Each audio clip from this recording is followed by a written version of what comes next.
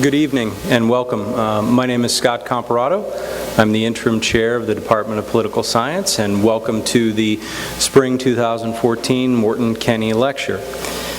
Before introducing our speaker this evening, I would like to say a few brief words about this event and the people who make it possible. Since 1995, the Morton Kenney Lecture Series has brought some of the most influential politicians, policymakers, and scholars to SIU. And that is due in large part to the generosity of Jerry Malure, Professor Emeritus of Political Science at UMass Amherst.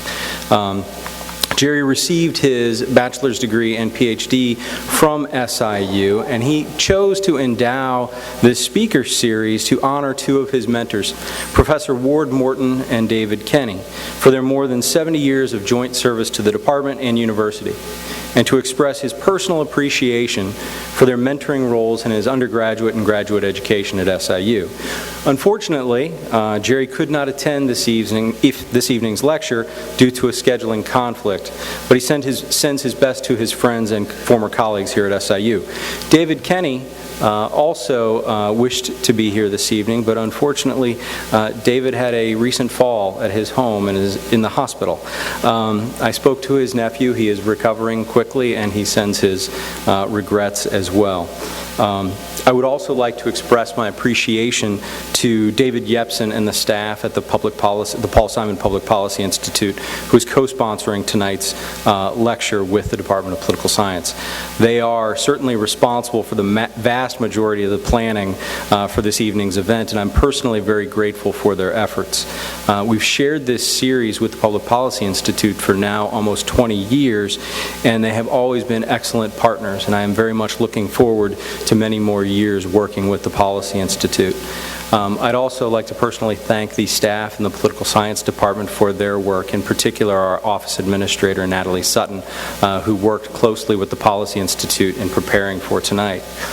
And lastly, I'd like to acknowledge the support that we have received for this series, both from the college and the university, specifically Dean Kimberly Leonard and Chancellor Rita Chang. They're both in attendance this evening, and I want to thank them for being here. And having said that, I'd like to introduce Chancellor Rita Chang for the formal welcome for tonight's speaker.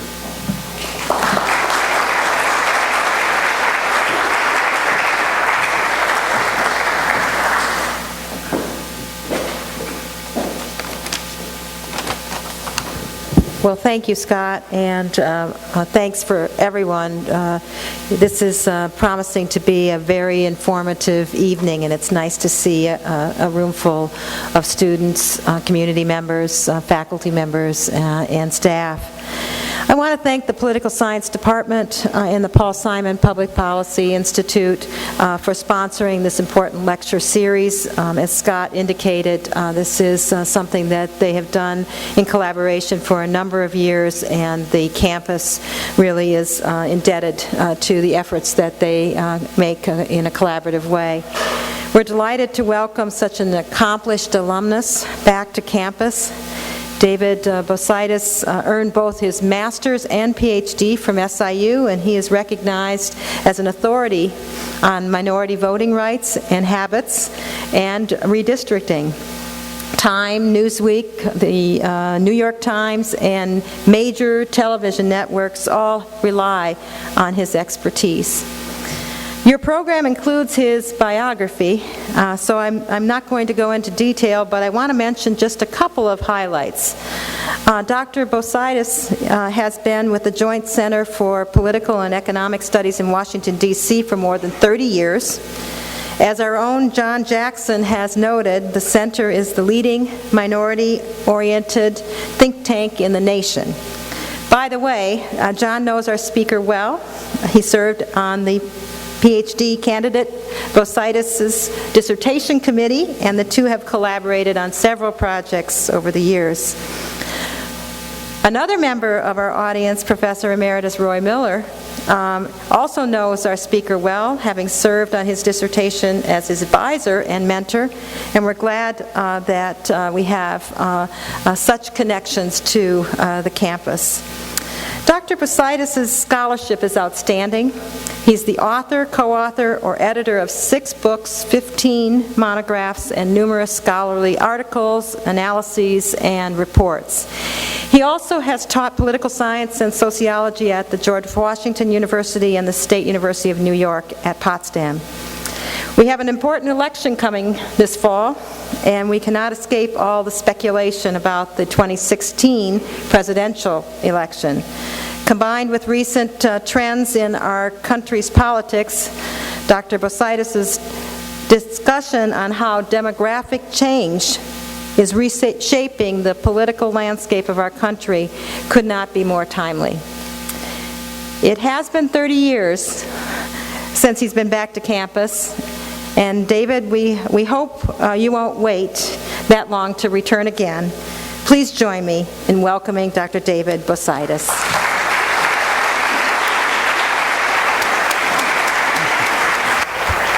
Thank you.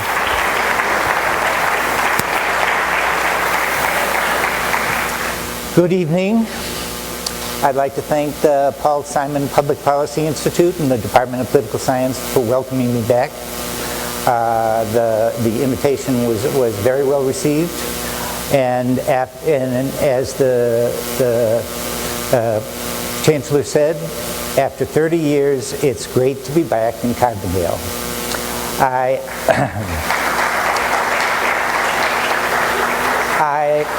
I even got to visit 607 North Allen Street, where I lived when I was a student at SIU, and where my oldest daughter was born, in the bedroom with a doctor and a midwife there.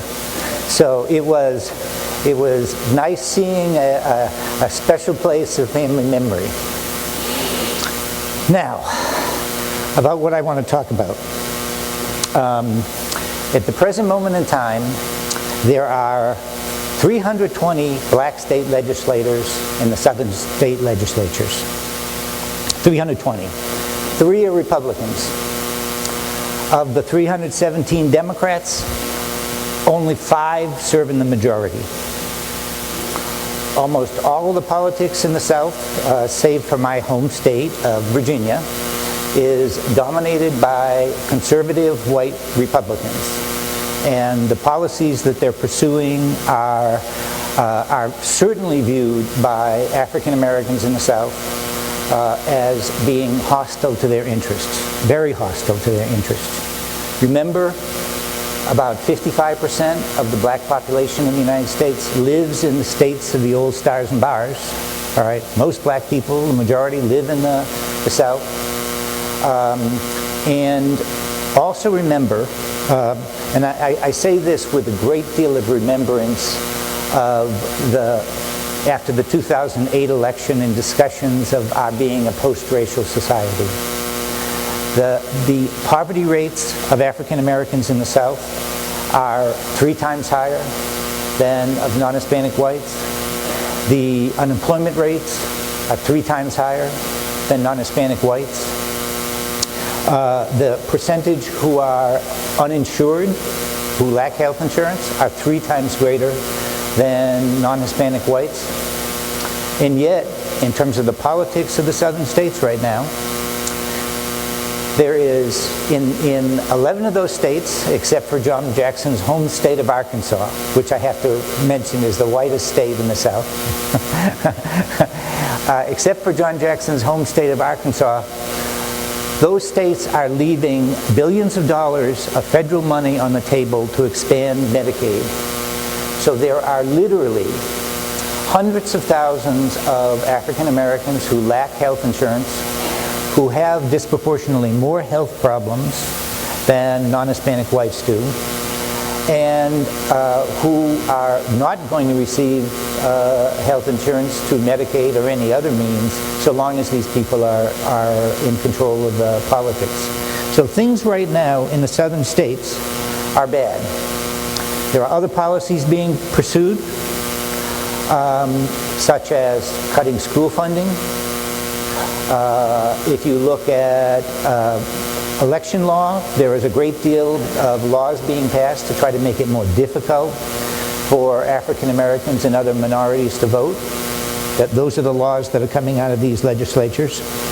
And overall, if you look at the way things are pretty bad for African Americans and other minorities in the southern states of the United States. Actually, in a few other states as well, but most bad in the southern states of the United States. And yet, some of you may have read the paper last week and seen a report on the state of Black America from the Urban League. They put out this report every year. And there was an item that really caught my eye and is quite significant that appeared in a lot of news reports about this release from the Urban League. It said,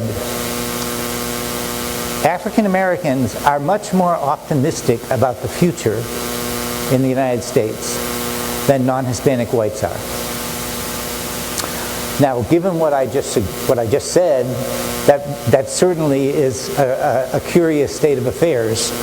But on the other hand, there are some things that are going on and some reasons why that optimism may not be misplaced.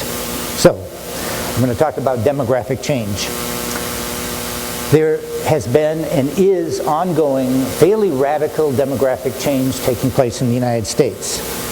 And in terms of that demographic change and what the future portends, the Democratic Party, which at the present time and for the foreseeable future is my guess, is the natural home for African Americans and other minority group members, the Democratic Party is going to benefit substantially from these demographic changes. Now the question is, in terms of the demographic changes, especially in this year, 2014, where there's such dread by many Democrats and people who are concerned about the direction of the country, when is that demographic change going to manifest itself? Is it going to manifest itself this year, in 2014? If I were to guess, all right, and I occasionally guess, in science they call it a projection, my guess would be no, this is not going to be the year. 2016, maybe more so, probably considerably more so than now, but certainly by 2020 there'll be some very significant manifestations of this change. So let me give you some statistics. The data points are always good to look at. 1992, when Bill Clinton was elected, of the people who voted in 1992, 89% were non-Hispanic whites. Last year, in the presidential year and a half ago, the presidential election, when Barack Obama was reelected, 72% of the electorate were non-Hispanic whites. So in a period of 20 years, the non-Hispanic white portion of the American electorate declined from 89% to 72%. And if you're looking at the trends that are happening now, every 4 years, the voting age population of the United States becomes 2 percentage points less non-Hispanic white, which is, I know it doesn't sound like a lot, but actually in demographic terms, it represents very, very rapid change. Now, between 2000 and 2010, the Hispanic population of the United States increased 43%. Between 2000 and 2010, the Asian American population of the United States increased 43%. Between those years, the African American population increased 13%. And between those years, the non-Hispanic white population of the United States increased 1%. So if you look at those changes, the changes portend a very different American population in 2016, in 2020, and beyond. Now, I'm mentioning the country as a whole. If you look at the various states in the country, you realize that they're very different. All right, there are states where they're entirely white. There are states that have very, very large minority populations. But if you look at the changes that are taking place in Texas, the black population between 2000 and 2010 increased 24%. The Hispanic population, 42%. Texas is now a majority-minority state. In Georgia, the already large black population increased by 26%. Hispanic population by 96%. In Florida, the black population by 28%. The Hispanic population, 56%. And 2 years ago, the Census Bureau announced that in terms of the new births in the United States, that half of the new births in the United States were to minority group members.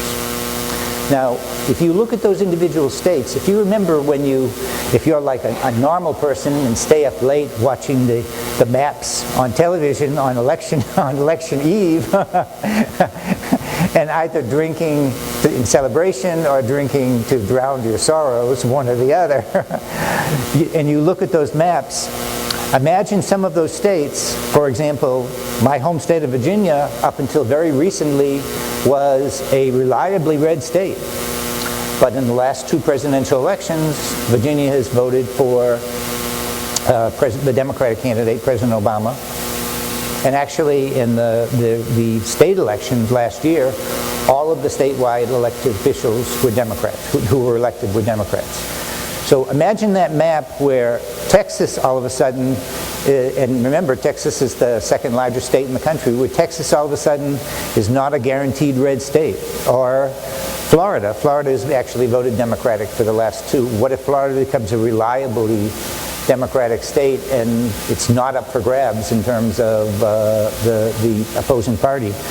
So when you think about what this means, not just at the national level, but at the state level, it will remake presidential politics in the United States. Now, I'm going to say a word about some other aspects of politics, but remember, in terms of presidential politics, it's the president who gets to appoint members of the Supreme Court, the U.S. Supreme Court. And if you look at the current Supreme Court, which is quite conservative, and if you look at a number of the policies that they have pursued, especially under Justice Stevens, they've been hostile to. They have, I should add, because of Justice Kennedy, they have been a very enthusiastic embrace of gay rights. But on the other hand, they believe that corporations are people and have individual rights. They have taken any limits off of the use of money in politics. They have been handed down a number of hostile rulings about voting rights for African Americans and Latinos and other minority group members.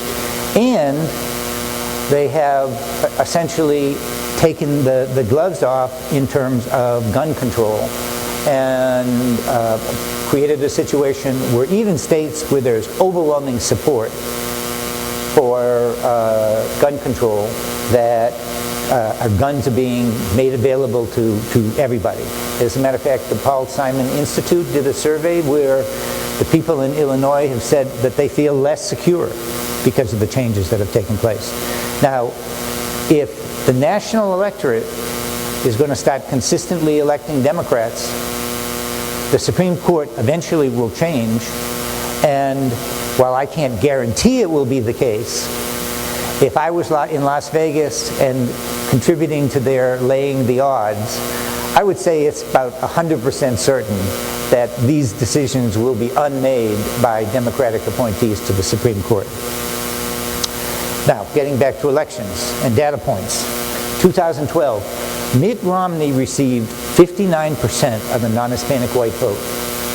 That is Ronald Reagan in 1984. That's a landslide election in the past. And yet, Mitt Romney lost badly. He received 5 million fewer votes than Barack Obama, 4 percentage points less than Barack Obama, 120 some odd electoral votes than Barack Obama. The election wasn't close, and Mitt Romney won 59% of the non-Hispanic white vote, 3 of every 5.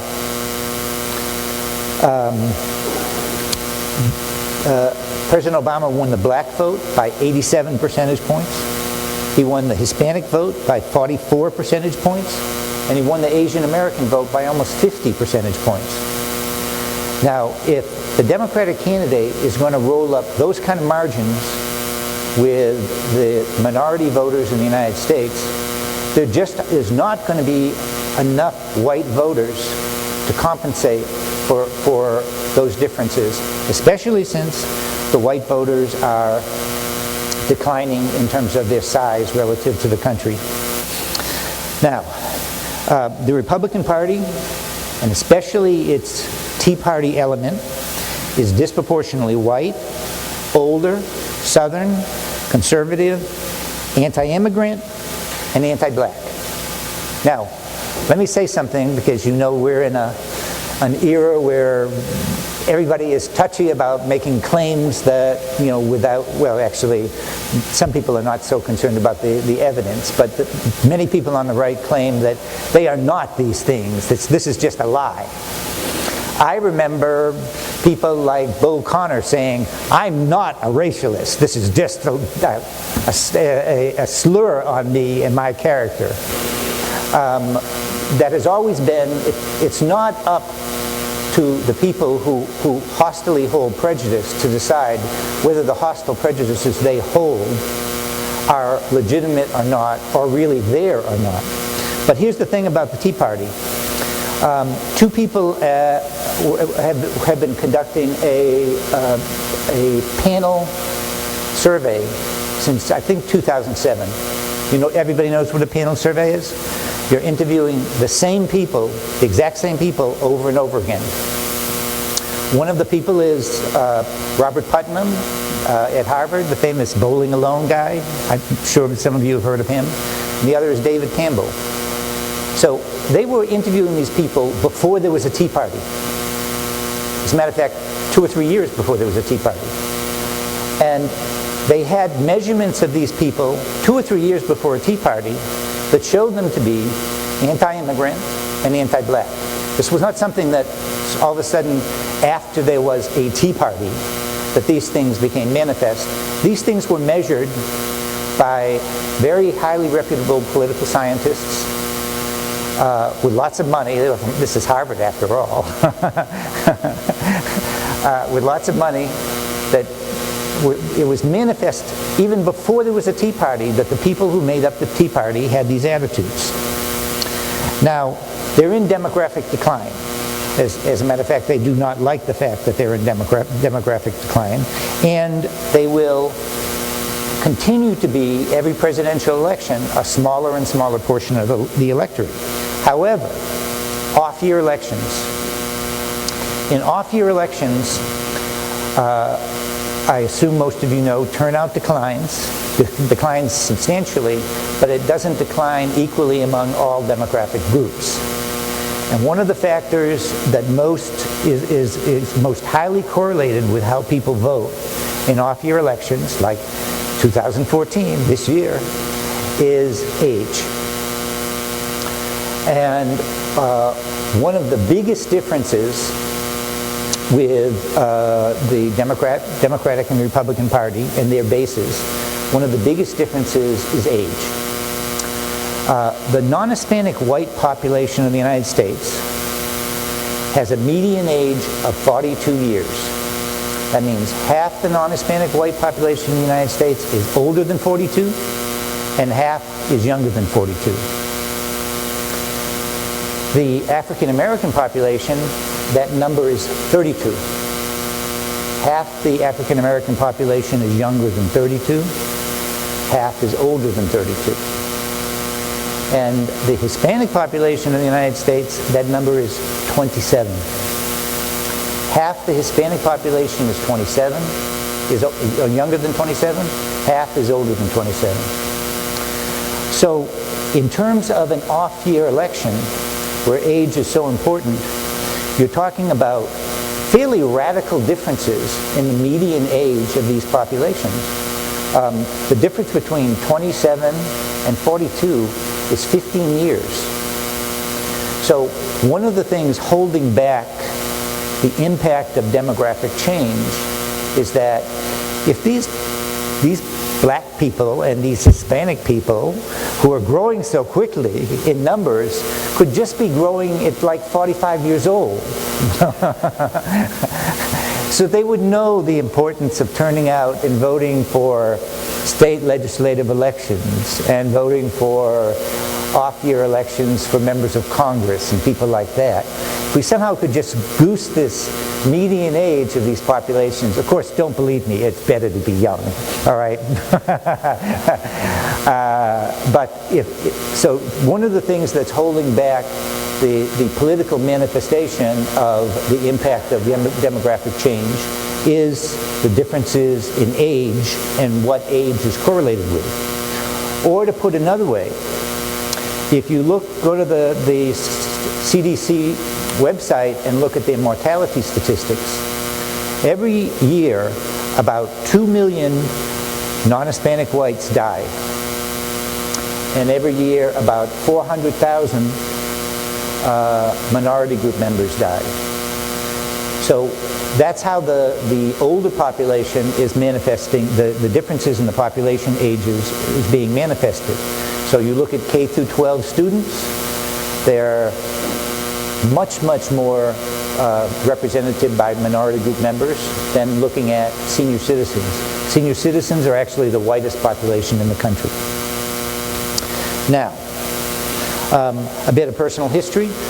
In 1990, when I came back to Washington, until 2008, there actually were a lot of Republicans and conservatives who were interested in either attracting minority voters to their party or their cause, or at the very least, not alienating minority voters from their party or their cause.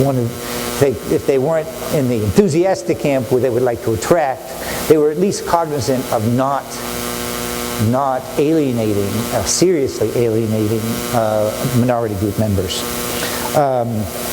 I regularly exchange information with them. I have spoken many times at the Heritage Foundation, Cato, and I might mention all the young women, for some reason, at Cato wear spiked heels. Don't get that. I don't get it. Something's there. The American Enterprise Institute and the Republican National Committee. I've worked with Tom Cole. Some of you may know who Tom Cole is. He's really a wonderful person. He's one of the more prominent and influential Republicans in the House of Representatives from Oklahoma. Tom is a Cherokee, and he's has a PhD in history. And he's a very, very smart guy. I spoke with him and exchanged information with him. He was someone who believed in the 90s that, hey, there's no room for growth for white Southern fundamentalists for us as a party. We're tapped. What he said was, we're tapped out on white Southern fundamentalists. We have to go where the growth is. All right? I did the same with Clint Bolick, who's the head of the Alliance for School Choice, and who was a very prominent conservative litigator. Some of you may know about the Cleveland case that allowed public vouchers for students to attend religious schools. That was a case he argued and won before the United States Supreme Court. I've worked with Clint Bolick. I even, believe it or not, when he was Solicitor General of Texas, I even went fly fishing with Ted Cruz in Colorado, not in Texas. However, the turning point was 2008 and the election of President Obama. And this was not just the first time election of an African American president. Barack Obama was also the first Northern Democrat elected president since Jack Kennedy. So you think about that long period of time between the election of John F. Kennedy in 1960 and Barack Obama in 2008. During that period of time, there was no Northern Democratic president. There were some Southern Democratic presidents, but no Northern Democratic presidents. And then began what I characterize as the raging against the dying light. There was a panic among many of these people about what they saw as the loss of their country, that they were losing their country. And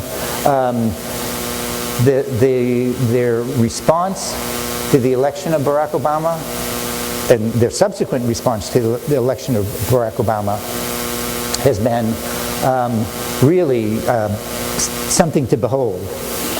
And a lot of it is about a cultural clash, all right? A lot of people like to talk about there's a left-right divide in the United States. There's no left-right divide in the United States, and there hasn't been for a long time. The idea of a liberal Democrat to me is like, are we talking about the 60s? There's not a left-right divide. Democrats are instrumental. Not just Democratic leaders, but Democratic followers, Democratic voters. They view things in terms of ends.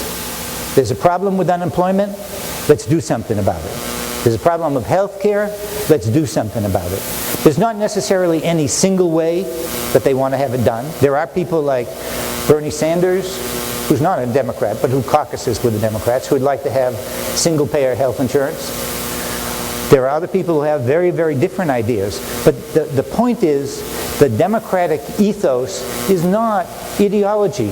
There are no Marxists left. I don't even know if there are any Marxists left anywhere, except maybe at some universities, but not SIU, though, of course. But in terms of the Democratic Party represents a group of people who are focused on ends. They'd like to have people to be able to attend school. They'd like people to be able to get health care. Those are the kind of things, that's the way Democrats think of the world. Republicans, on the other hand, are ideological. For them, it's not studies, it's not this, it's not that, it's that they know what's right, they know what's best, they don't want any arguments, and it's not just ideological, it's like religion. All right, another confession, I'm an agnostic, okay? I'm a follower of Bertrand Russell. I believe in evidence, I believe in empiricism, I believe in testing against the null hypothesis. That's the way you understand the world. That's the best way to understand the world. That's not how these conservatives, and let me clarify, not all Republicans are like this. There are plenty of Republicans who know better. On the other hand, there are a lot of Republicans who know better, who are afraid of the people who are ideologues. Now, going back to the beginning of the country, this is how I see it in terms of what we have. I mentioned at the dinner that I made a confession that I had to confess that I was a Puritan. So let me clarify what I mean by that, about the cultural clash that's going on in the country. The Puritans. Let me clarify for you people who don't know, Plymouth Rock and Jamestown, they weren't really settlements, all right? They were just like backwater. The first real settlement from Britain in the United States was the Puritans in 1629, when 30,000 Puritans came over in hundreds of ships, almost entirely from East Anglia, all right? Now, this is something that I was speaking at a meeting where there were some people from Arkansas who were Clinton supporters and who worked in the Clinton administration. The Puritans, okay? And although Ronald Reagan mentioned the city on the hill, sorry, the city on the hill was from the Puritans, all right? So, the Puritans, not just any Puritans, because the Puritans screamed who got to come. Not just anybody got to come. They screened the people who were going to be in their colony. Now think about that. What's somebody on the other side going to say? Elitists! Who screens immigrants? They screen them for knowledge, they screen them for industriousness, they screen them for character, and they screened them for religious faith. When they arrived there were no extremes in the division of lands. There were differences, but there were no extremes in the division of lands. How about this? Every village that had 50 families, talk about government mandates, damn. Every village that had 50 families had to hire a schoolmaster. And this, we're talking about the early 1600s. Every village that had 50 families had to hire a schoolmaster. Every village that had 100 families had to build a schoolhouse. Some other familiar characteristics about the Puritans that might ring a bell. Women had the right to own property and to have a say in their choice of a mate. All right? So women actually got to pick. There might have been some pressure put on them, might have been some arguments, but in the end, women actually got to pick. And how about this? Individuals could not settle away from the community. Everybody had to be within sight of the community. And the reason is they had to be watched, and they had to be guided on the proper path. And the proper path for a Puritan usually meant working from sunup till sundown. Lots of fun. Sunday, all of Sunday, again from dawn to dusk, was spent in church studying Scripture. Winter and summer. Frozen churches, hot churches.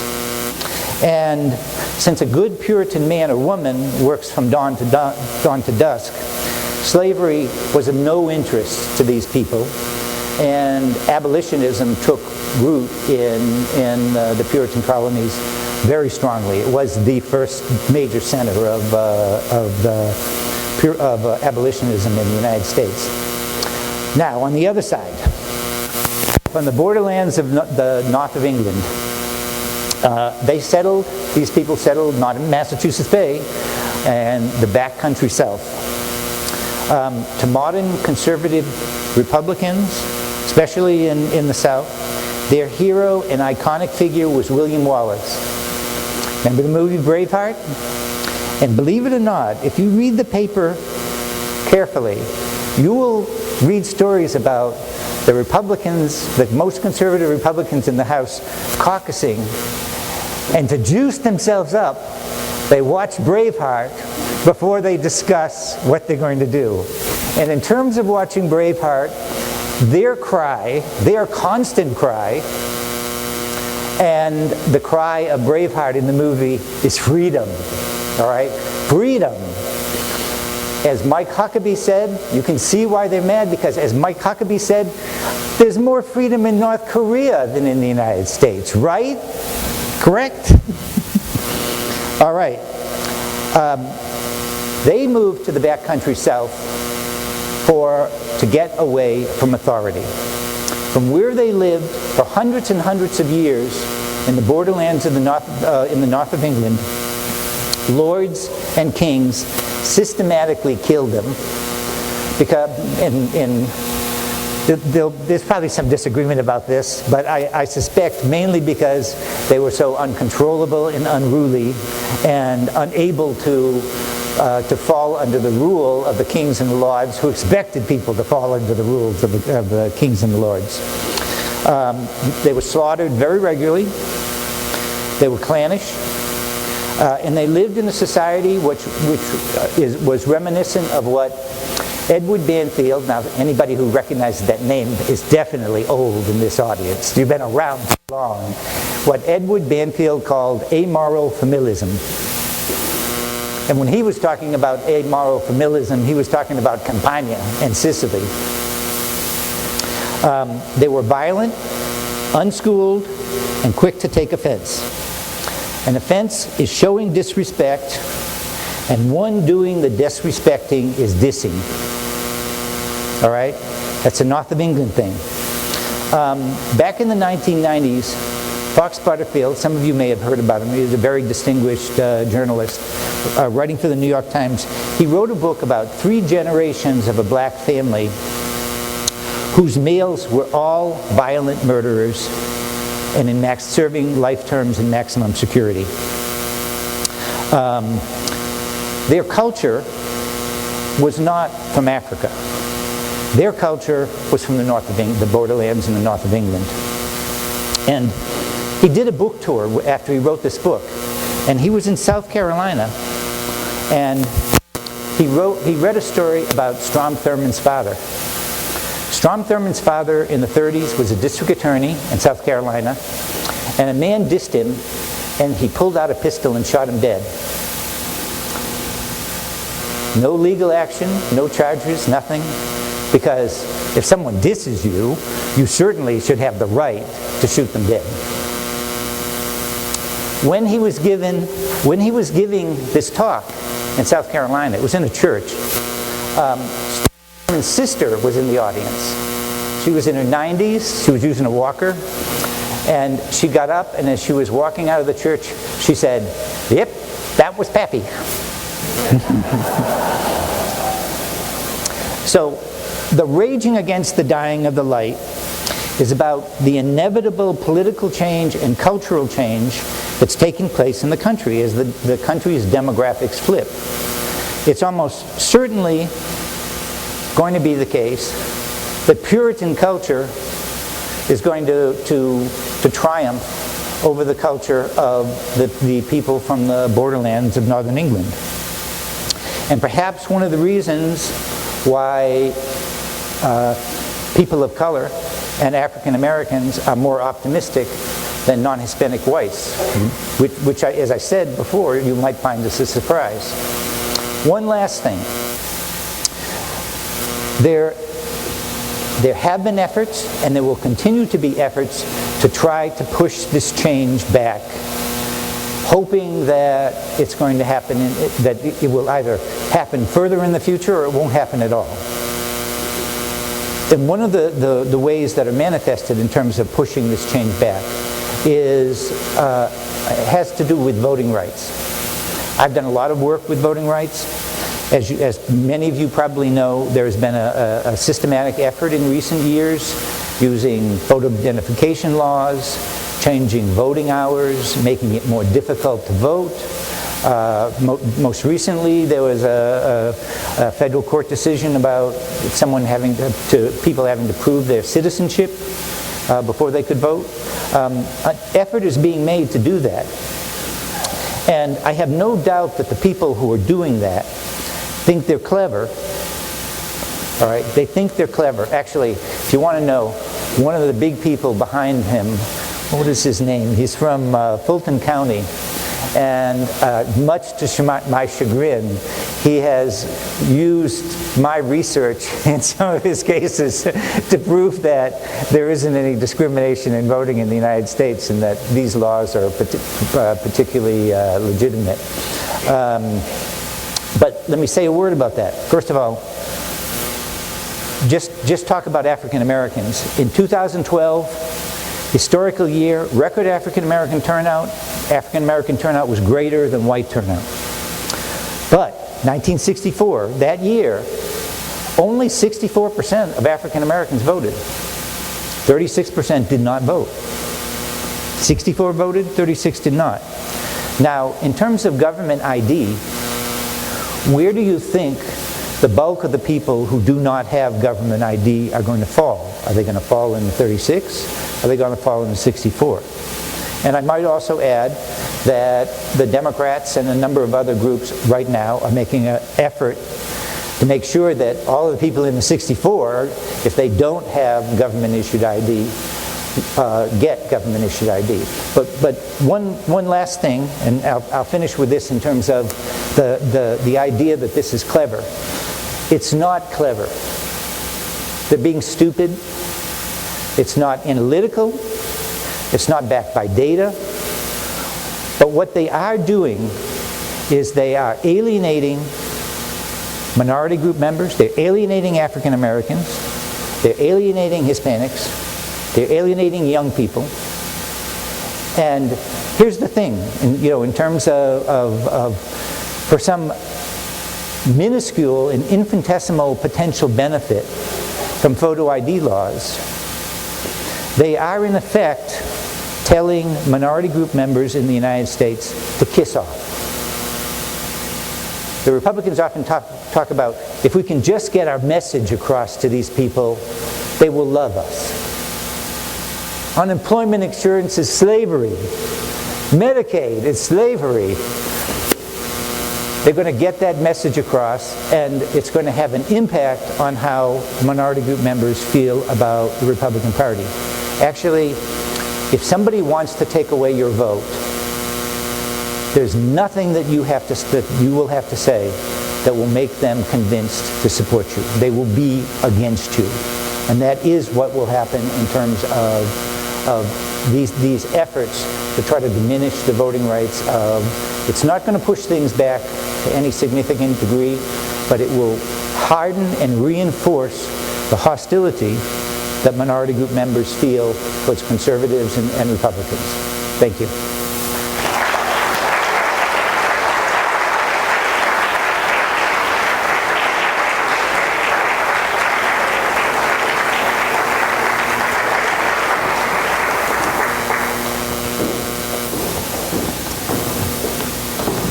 Dr. Bositis has graciously agreed to answer some questions for a little while. I believe we've got a microphone right here, so if anyone has any questions, please hail the microphone. Hillary Clinton's president, would she be north or south? A northern I'm sorry. or southern president? What about? You said in 48 years, Kennedy and then Obama was the last. Would she, because she's You from think of Arkansas, Bill Clinton as a northern president? Hillary. Oh, Hillary. Oh. Well, Hillary hasn't been elected yet. Yes. And that would reinforce the feeling of desperation, which is what I really, I'm someone who gets involved in politics because I do data, all sorts of different data. And people come to me and they want my data, they want me to talk about my data, and they want to know what's going on in terms of the data. So for me, the data is everything. But I do get involved with some things. I'm also a party scholar. And I would really love there to be a day where both the Republican Party and the Democratic Party, the Democratic Party does sincerely. Remember, the Democratic Party is, for many years now, is not a white party anymore. The Democratic Party, about half their voters are minority. In some places, even more than half their voters are minority. And in terms of the hierarchy of the Democratic Party, minorities are totally well represented everywhere in the hierarchy of the Democratic Party. So talking about the Democratic Party as, it's no longer a white party. So it's already done it. But I do believe in the future that the future of this country, both in terms of the well-being of everyone, would be served by the Republican Party embracing a genuine desire to attract minority support. But they're not going to get any minority support unless they change. They are not going to do it. Messaging is just another word for BS. All right?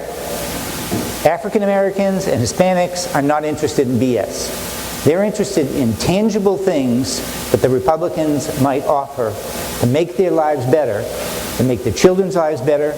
And I think the country would be, in terms of the future, I would love to see the day when there is genuine competition between the Democratic Party and the Republican Party for minority voters. Okay. Maybe you were just going off on a tangent and I followed it too far. Because you talked about the Puritans and, let's say, the Wallaces. And I was thinking, okay, the Puritans are the Democrats. That was the Republicans. And that the Puritans were more like the Democrats. Well, actually, more like the liberals, or what's considered liberal in the United States. Women's rights, no great income inequality, education, and unfortunately for the Puritans, and if I were back then, when Cotton Mather and the Puritans were all doing this, I would have advised them not to get so wrapped up in education, because if you take education to its logical point, you're going to become non-religious. I mean, religion. What do you think? Harvard and all of that emphasis on if you emphasize education, you're eventually going to emphasize evidence and rationality and reason, and faith is based on something else. So my question was, is it going too far to then suggest that perhaps African Americans and Hispanics are leaning towards Puritanism rather than... No, remember, I'm using Puritanism sort of as a metaphor, all right? I'm not using Puritanism in terms of the original Puritans, although the original Puritans were... People really don't appreciate what the original Puritans were. The original Puritans were quite different than what they're... But in terms of intrusive government, what? I can't live away from the community because you won't be able to watch me? What? Now just think of like warring Southern clans like the Hatfields and the McCoys, who of course were Scotch-Irish. They came from the north, these places in the border. That somebody shows up and says, "You can't live out here. You got to live in close to the town so we can watch you." I mean, that would really go over well. Or, even worse, okay, you guys, get your butts to school because you have to get an education. Well, Scott? Given your analysis of the fall-off of minority and young voter turnout in non-presidential years, do Republicans take the Senate in 2014? I would say that there's certainly a very good chance that they could. There's not a guarantee that they will, but there's a chance that they could. As a matter of fact, I just saw another poll yesterday, or maybe today, saying that David Pryor was ahead. Now, if David Pryor is ahead, in my mind, he's the most vulnerable Democrat in the South, and if he's ahead, then Mary Landrieu, who is like Claire McCaskill in Missouri, a very, knife in the back kind of politician who's not going to lay down and die. All right, Mary Landrieu is going to do everything she has to do to win. Kay Hagan is running competitively in North Carolina. If Pryor can pull it out, then I'd say the Democrats are definitely going to hold on. But there's a good chance the Republicans will pick up enough seats to get a majority. But remember something. This is a cyclical election, mainly because the Democrats have so much vulnerability in terms of the number of Democratic seats, and the Republicans have such little vulnerability in terms of their seats. Although there's Kentucky and surprisingly Georgia. The Democrats have a candidate for governor and a candidate for the Senate in Georgia, Sam Nunn's daughter Michelle, who is polling very well. And if somehow they could do a Claire McCaskill and get Paul Brown to be the nominee in Georgia, I think we could have a Democratic pickup in the Senate in Georgia. That certainly could happen. But remember, 2016 is when the 2010 class of Republicans who were elected are going to have to be reelected. And it's a presidential year, all right? And a presidential year is poison for these people. A presidential year is totally poison for these people.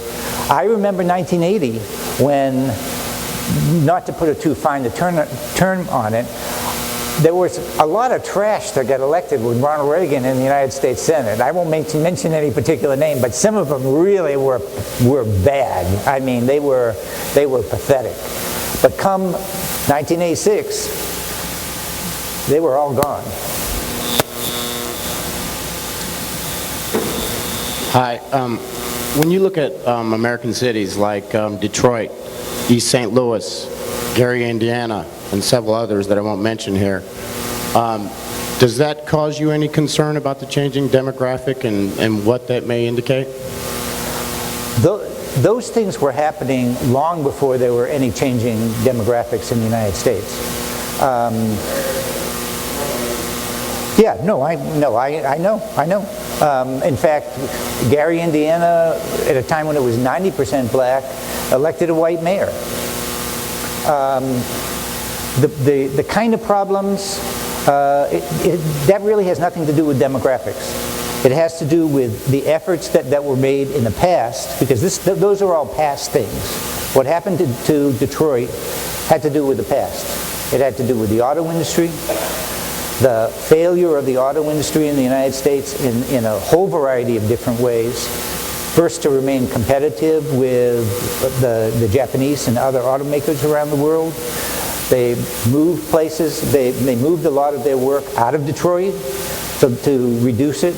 Detroit had white flight in terms of the white population of Detroit left. So you had a city with virtually no employment opportunities, a large poor black population, and that didn't have anything to do with demographics. That actually, Detroit peaked in 1950. So Detroit was in decline long before there was even any talk of demographic change in the United States. For example, the Latin population in the United States in 1960, 1970 was very, very, very small. And it was mainly concentrated where, like what I used to like to describe as the parts of the United States that Mexicans are taking back. All right, all those cities in the Southwest, in California and Colorado, that all have the San and Santa and these names, they weren't originally, Anglo places. They were originally Mexican places that slowly, over the years, with persistence and determination, Mexico is going to take back everything that the United States stole from it.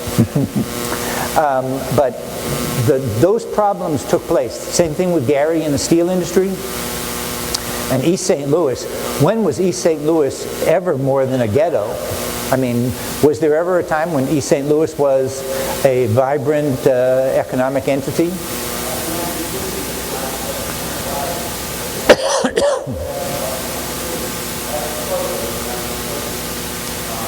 Yeah, but that has nothing to do with the demographic characteristics that are happening today. First of all, the whole country was in a different situation in the 1930s. We're not going back to the 1930s. We are, unless world trade is stopped, all right, unless world trade is stopped, the kind of jobs that dominated the United States, blue-collar jobs that were held, good blue-collar jobs that were held by white people in the 1930s, in the 1940s, and the 1950s, most of them are gone, and they're not coming back because there are too many other places. So long as capital is portable, all right, now it'll be a different story if the United States pursues a policy where no more portable capital, all right? U.S. companies right now, today, have $2 trillion that they're sitting on overseas with money that they made overseas. That's never going to happen again. And that has nothing to do with demographic change. Excuse me, sir. Given your demographic information that you have available, what would you like to see as far as policy changes to increase minority voter turnout over time? And also, what would the timeline be that you would see a shift from a majority white vote to that of minority votes? Well, the Census Bureau suggests that it's not necessarily votes. The Census Bureau suggests that the United States will be evenly divided in population of non-Hispanic whites and minority group members in, I think, 2042. Now, Census Bureau has been wrong before. Usually wrong in terms of pushing it too far in the future, not pushing it too far up. In terms of minority votes, right now, the disparities in terms of minority voters, that is not a big problem. All right? That's not a big problem. African Americans turned out at a higher rate than whites in 2012. With Hispanics, you not only have the problem of age, but you also have the problem that a large number of Hispanics are either green card holders, not citizens, or in the country illegally. But I mean, if you were to ask me, is the problem, the biggest underlying problem turnout? No, I wouldn't say, that's not what I would put at the top. But in off-year elections, it is in part, and some of this has to do with just education and political knowledge. A lot of people do not, I noticed that Cornel West is going to be here in a couple of days. He's going to speak. Cornel West really ticks me off sometimes when he criticizes President Obama. All right, when he criticizes President Obama and says, "Why doesn't Obama do this? Why didn't Obama do that? Why doesn't Obama do that?" And what the image that comes in my mind is Cornel West thinks that President Obama is the Wizard of Oz. That he can go behind a curtain and maybe have a magnifier and he can make these things happen. First of all, the spending in the United States is controlled by the Congress. All right? It has to originate in the House of Representatives. Approving laws, approving appointments, that all involves Congress. And since 2011, all right, since 2011, the House of Representatives has been dominated by the Republican Party. And so President Obama really has done, now let me point something out. There are some of you know that more people dislike the Affordable Care Act than like the Affordable Care Act. You have to remember, though, that a significant portion of those people who dislike the Affordable Care Act dislike the Affordable Care Act because they want single-payer insurance like Canada. They don't dislike the Affordable Care Act because it provides health insurance or that it's big government or anything else like that.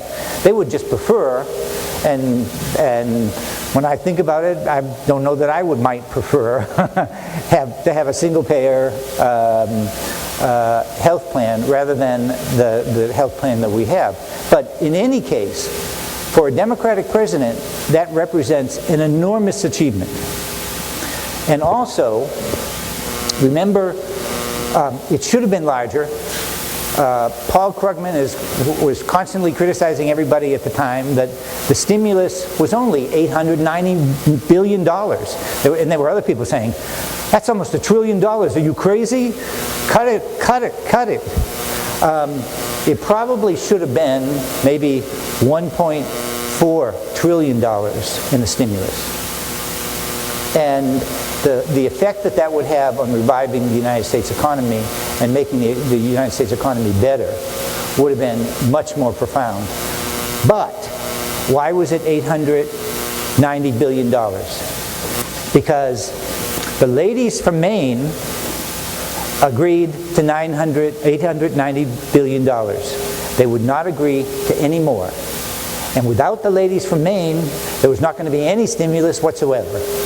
So, Cornel West can be as irate as he wants that President Obama isn't the Wizard of Oz, all right? But he's not the Wizard of Oz. He's the President of the United States in a constitutional system that's bound by both the Supreme Court and the two other branches, the two legislative branches of government. And that's all he could do. But within that, in his first 2 years of office, he accomplished a lot of things. Of course, everybody would like more, but that's the constitutional system of the United States. Believe me, I'm not one of those worship the Founding Fathers people. I thought the Founding Fathers really screwed up here, they screwed up there, they screwed up there. Maybe those guys should have just gone and killed themselves because they made so many profound mistakes. If they looked at what the sins that they committed, they did lots of things that were problematic. And Those people who worship the Founding Fathers, notice they frequently forget about the Civil War, which was the greatest event, really in many ways, the greatest event in American history. More people died, more Americans died in that war than any other, and represented the most profound changes in terms of the United States. The people who worship the Founding Fathers want to pretend that Uncle Billy never marched through South Carolina and him and his soldiers stole everything that wasn't nailed down, killed lots of people, destroyed buildings. That was the time they don't remember. Hi, you were talking about your demographics, and you said that the Democrats were home to minorities. So my question is, you said there's a 2% decrease in African American voting since 2000 to 2010. Do you think in 2025 that the Democratic Party will still be home to minorities? Could you run that by? I missed some of what you said. Could you run that by me again? You said that the Democrats are home to the minorities. That's correct. And from 2000 to 2010, there's been a 2% decline every year in the African American, Black American community. You misunderstood me. I said in the non-Hispanic white population. Oh, in the non-Hispanic white population. There's a 2 percentage point decline in the non-Hispanic white population. No, not in the black population. Okay.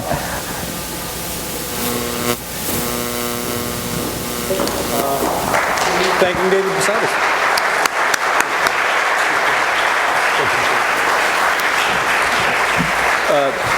Thank you, everyone, for coming. I do want to make one last announcement. 1 week from tonight, the Public Policy Institute will be hosting a debate with the SIU debate team here in the Student Center, so I hope that you can all make it back for that. What's that? Subject is the minimum wage, I've been told. Something we all can sink our teeth into. Thank you very much.